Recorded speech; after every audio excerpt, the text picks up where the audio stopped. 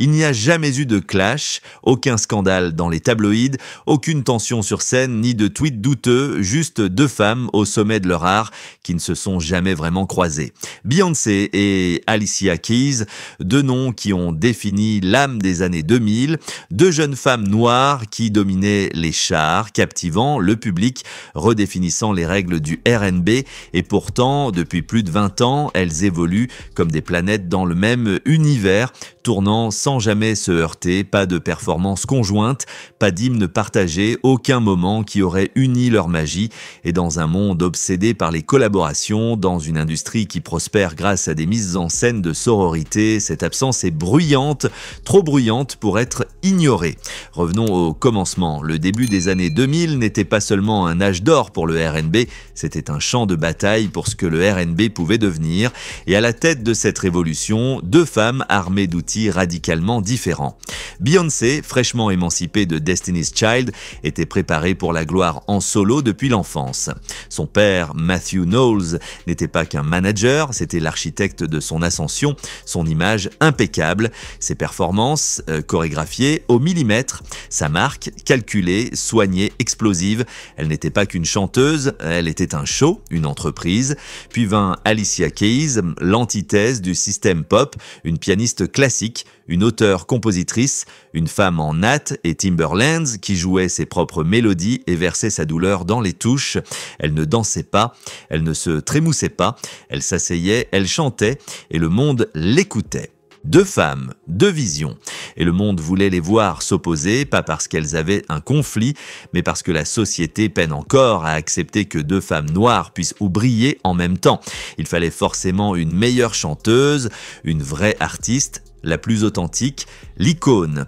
Alors, les médias et les fans ont construit une compétition silencieuse. Alicia fut étiquetée comme l'âme, la conscience, Beyoncé comme le spectacle, la norme. L'une jouait du piano, l'autre remplissait des stades, l'une chantait des confidences intimes, l'autre transformait la trahison en hymne. Elles étaient brillantes, mais dans des directions opposées, et dans une culture où la dualité est rarement célébrée, leur silence mutuel ne faisait qu'alimenter les spéculations. Elles n'ont jamais été vues ensemble. Pas de selfie complice sur tapis rouge, pas de duo surprise, aucune performance commune aux Grammy Awards. À l'ère des alliances sur les réseaux sociaux et des discours d'empowerment féminin, il n'y avait rien. Et peut-être que c'était intentionnel parce que l'équipe de Beyoncé fonctionnait comme une entreprise du Fortune 500, chaque geste planifié, chaque apparition servait la marque. Alicia, elle, suivait une autre cadence. Elle ne cherchait pas la lumière, elle ne voulait pas dominer la pop culture, elle voulait juste faire de la musique, ressentir, dire quelque chose de vrai. Et quand deux empires sont construits sur des fondations si différentes, parfois les ponts ne tiennent pas. Au fil des années 2000, les deux femmes ont continué à gagner, mais de façon très différente. Beyoncé entama son ascension vers la suprématie culturelle. Avec Dangerously in Love, elle ne se contenta pas de quitter Destiny's Child, elle quitta la gravité. Elle devint plus qu'une chanteuse, plus qu'une performeuse, elle devint un mouvement, chaque album était plus grand, chaque sortie plus calculée. Sasha Fierce, Lemonade, Black is King, des albums visuels, des tournées mondiales, du militantisme planétaire. Son équipe ne vendait pas juste de la musique, elle créait des moments. Beyoncé devint une marque avec ses propres règles. Une machine parfaitement huilée où rien n'était laissé au hasard, rien ne fuyait, rien n'arrivait sans intention. Elle n'était plus seulement une artiste, elle était une institution. Pendant ce temps, Alicia Keys suivait un autre tempo. Elle empilait les Grammy Awards. Son deuxième album, The Diary of Alicia Keys, prouva qu'elle n'était pas une étoile filante, mais là où Beyoncé misait sur le spectacle, Alicia misait sur l'âme. Elle n'allait pas se réinventer à chaque album, elle n'allait pas danser ni créer un alter ego. Elle allait s'asseoir au piano, fermer les yeux et dire la vérité. Et cette vérité n'était pas toujours glamour, pas toujours taillée pour le billboard, mais c'était la sienne et c'est ce qui la rendait dangereuse, pas de manière scandaleuse, mais d'une manière que l'industrie ne sait pas toujours comment gérer. Alicia ne jouait pas le jeu, elle était authentique dans une industrie qui vit d'illusions, et plus elle se plongeait dans son art, plus le monde l'oubliait, parce que quand tu ne vends pas du drame, de la transformation ou des chorégraphies, les gens arrêtent de regarder. Tandis que la star de Beyoncé devenait dorée, celle d'Alicia pâlissait, non pas parce que la musique avait changé, mais parce que les projecteurs l'avaient fait. Elle s'est éloignée du grand public, a commencé à ne plus porter de maquillage, a cessé de se conformer à la mode, s'est concentrée sur le militantisme, la maternité, la paix intérieure. Elle a fait de la musique à sa manière et ce faisant, elle s'est éloignée du cœur de la culture. Et c'est à ce moment-là que le silence entre elle et Beyoncé devint encore plus pesant. Dans les années 2010, Beyoncé avait atteint un niveau où les collaborations devenaient rares, sélectives, presque sacrées. Quand elle apparaissait aux côtés d'un dieu autre artiste, c'était un choix stratégique qui devait servir la marque, le message, le moment. Et Alicia, elle n'a jamais joué ce jeu. Elle ne rentrait pas dans l'écosystème parfaitement orchestré de Beyoncé, non pas par manque de talent, mais parce que son énergie ne pouvait pas être maîtrisée. Et ainsi, les occasions de collaboration se sont lentement évaporé.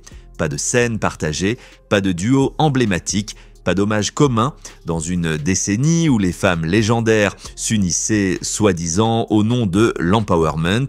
Ces deux géantes du R&B sont restées des étrangères sur le papier et les fans se sont mis à se demander coïncidence ou quelque chose de plus profond quand Beyoncé était devenue une légende vivante, un nom prononcé avec révérence, une marque incontournable.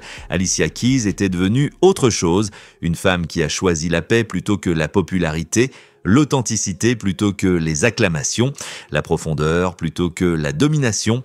Et dans ce choix, un message silencieux a résonné dans l'industrie et dans leur absence l'une pour l'autre, car ce n'était pas une querelle, il n'y avait ni trahison, ni jalousie, ni scandale, mais il y avait une distance, et dans cette distance, une vérité s'est révélée, une vérité sur ce que l'industrie fait aux femmes qui refusent d'être modelées. L'ascension de Beyoncé s'est construite sur le contrôle, elle a bâti son nom en maîtrisant chaque mouvement, chaque image, chaque note. Il y a une puissance là-dedans et un génie indéniable. Mais cela a un prix, chaque aspect de sa carrière est orchestré. Aucune place pour l'improvisation, pour le brut, pour le chaos. Alicia, elle était le chaos, le genre de chaos magnifique et sincère. Elle ne perfectionnait pas la performance, elle s'abandonnait au moment. Elle ne courait pas après la couronne, elle construisait un lieu où elle n'en avait pas besoin. Et peut-être que c'est pour cela que leurs chemins ne se sont jamais croisés. Non pas par animosité, mais parce que l'industrie ne sait pas gérer deux reines différentes, à moins que l'une d'elles ne s'efface. Il y a une pression silencieuse qui pèse sur les femmes noires dans la musique. Soit tu entres dans le moule, soit tu es oublié, soit tu brilles, soit tu disparais, soit tu joues à le jeu, soit tu es mise à l'écart. Et quand deux femmes noires émergent en même temps, dans le même genre musical, les comparaisons deviennent inévitables. Pas à cause d'elles, mais à cause de nous. À cause de la presse, à cause des fans, à cause d'un système qui dit « il n'y a de place que pour une seule sur le trône ». Alors, pendant que Beyoncé devenait la déesse, Alicia devenait le fantôme. Non pas parce qu'elle avait échoué, mais parce qu'elle avait refusé de rivaliser. Et c'est ce qui rend cette histoire si poignante, parce que le silence entre elles n'a jamais été bruyant. Il était subtil, élégant, délicatement entretenu. Mais dans une industrie où le silence est rarement innocent, on ne peut pas ignorer ce qu'il pourrait représenter. Deux artistes qui auraient pu créer de la magie, une voix comme celle de Beyoncé fondue dans le piano d'Alicia. Ce n'est pas juste une chanson, c'est de l'histoire, mais nous ne l'avons jamais eue. Nous avons eu des hommages en ligne, des interviews courtoises, des applaudissements polis, mais pas ce moment que nous attendions tous. Et peut-être que dans un monde où tout est fabriqué, leur silence était la chose la plus sincère de toutes. Parce que parfois, deux empires ne sont pas faits pour se rencontrer, parfois deux reines ne partagent pas un même château, et parfois ce qui ressemble à du respect vu de l'extérieur est en réalité une distance soigneusement cultivée. Et vous, qu'en pensez-vous? Était-ce simplement deux étoiles suivant des chemins différents ou quelque chose d'invisible, d'indicible les a-t-il empêchés de créer un moment ensemble? Donnez-nous votre avis dans les commentaires et restez connectés pour de nouvelles vraies histoires de stars. À la prochaine!